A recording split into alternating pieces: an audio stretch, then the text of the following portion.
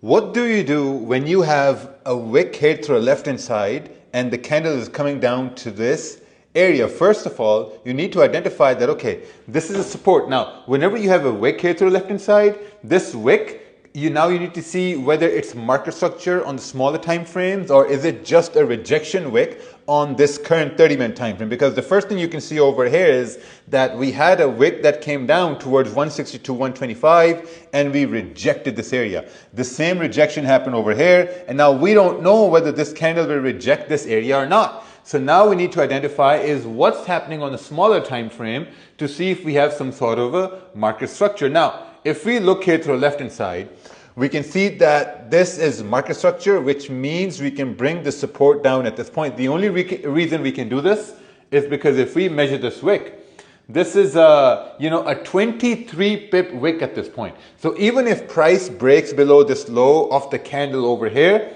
you need to measure this range. This is an 18 pip range. So what are you going to do? Are you going to take a sell once we break below this wick for an 18 pip range? Or are you going to wait for price to break below this main support for a 17, 18, around a 20 to 23 pip range? So this is the decision you got to make. Now that's for sells. What are you going to do when we start to break above at this point? Let's say we start to break above this resistance here. Now you need to identify how much clean range you have to the left hand side. This is very, very important.